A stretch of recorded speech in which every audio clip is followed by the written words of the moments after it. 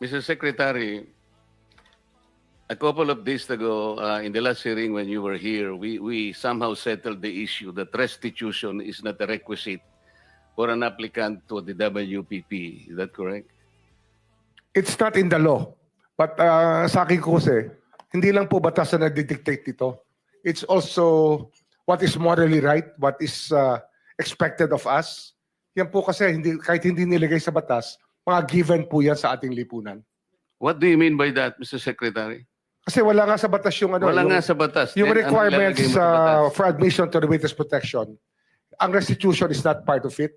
Yes, it is not. Oh, pero hindi ho nangangahulugan na hindi namin pwede i-layout yan depending on the case. Mr. Secretary, I am still in the stage where a particular applicant wishes to apply under that program. And there is a process. In the process, restitution is not one of the requisites. That correct? Opo, pero if it's in terms of this case being a financial crime, sir, this is a crime against the Mr. Secretary, financial status of the Filipino people, of the Philippine Republic. I think that it's just right.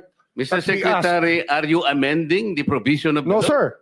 No, sir. But that is how we run the witness protection program. As a lawyer, Mr. Secretary, may I ask you, in a criminal prosecution, the civil liability is impliedly instituted. Is that correct? Of course. Kaya nga hindi naman nangangahulugan kung sakasakali na natapos na yung criminal prosecution. Kapag ka nakita na mayroong criminal liability yung tao, because it is impliedly implied, doon lang magkakaroon ng restitution. It will come after.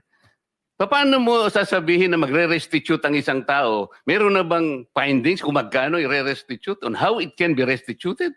Nag-a-apply pa lang eh. Huwag po ninyong babaguhin ang requisite ng batas, Mr. Secretary. I thought nung dumating ka dito, nagkaintindihan na tayo eh. Kaya nabablar ang proceedings natin eh.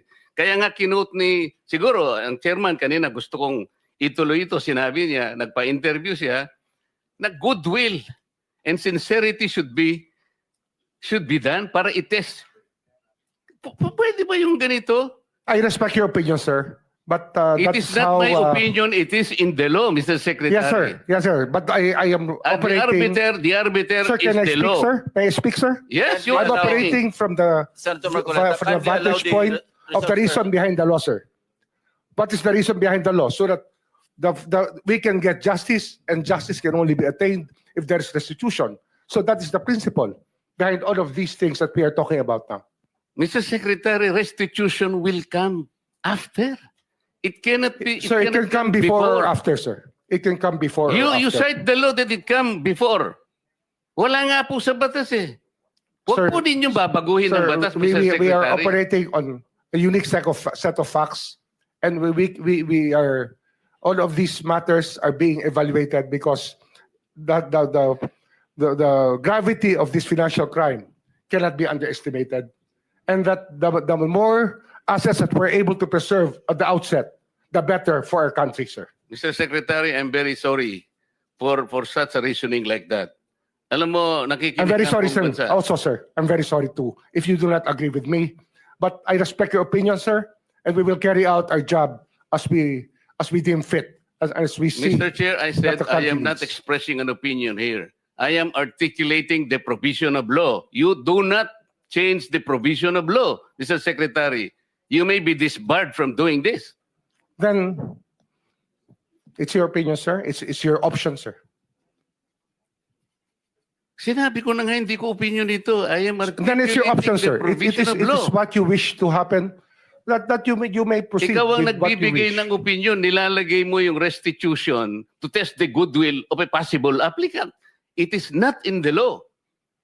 Unless you are able to point out the provision of law that it come before. Hindi ganun eh. Sabi mo na nga, and we admitted, impliedly instituted ang civil liability, but this will come eventually after the court has pronounced kung magkano ibabalik niya kung meron man. Not before.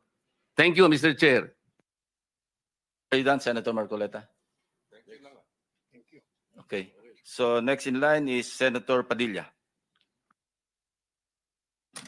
Please limit your question kay Secretary Remulla. Apo, gusto ko lamang pong sabihin kay Secretary, pangalagaan na lang po si Engineer Henry Alcantara. Yun lang po. Opo, salamat po. Thank you. Senator De La Rosa. Thank you, Mr. Chair. Point of clarification lang ito sa akin, Mr. Chair, dahil ito mga diskayas, para mukhang nagbigay na ito ng affidavit in the previous hearings. Gusto natin na may resulta kaagad ito investigation natin. Baka pwedeng isama na rin yung affidavit nila, sir, na evaluate ng DOJ para isang bagsakan na lang yung pagpile ng kaso. Dahil marami sila binanggit na mga pangalan ng mga congressman. As a matter of fact, undergoing evaluation. Undergoing by whom, Mr. Chair? DOJ. DOJ ongoing. So na. we met with them already and we will meet again with them tomorrow.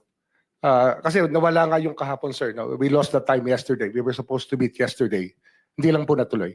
Yes, sir. Mr. Chair, just para mas maganda kung isang bagsakan na makuha na sana lahat yan, mapaila na kaagad, Opo. Opo. mas maganda. Thank you. Thank you lang, Mr. Chair. Thank you, Salamat. Senator Rapi. Yeah, Mr. Chair, to Secretary Mulya, wala nga talaga sa batas yung bang magsoli muna ng pera para ikaw ay mapasok sa WPP. Pero kung pagbabasehan natin yung kagusto ng taong bayan, ang galit ng taong bayan, na gusto nilang magpakita in goodwill yung accused bago siya mapunta sa WPP, siguro mas maganda kung sundin natin yung kagusto ng taong bayan, right? Opo. Thank you, Mr. Chair. Mr. Chair, there Yes, is also, Senator I would like to manifest that hindi ko alam kung nakikinig ho tayong lahat, yung sigaw ng taong bayan na libo-libo sa People Power Monument sa Luneta, hindi lang po pagnanakaw, they were also shouting, ibalik yung pera nila. And I believe the Secretary of Justice heard that. And I believe Malacanang heard that. Kaya nga po, dito po sa mga kontraktor, mga opisyal, isole ninyo ang pera ng taong bayan.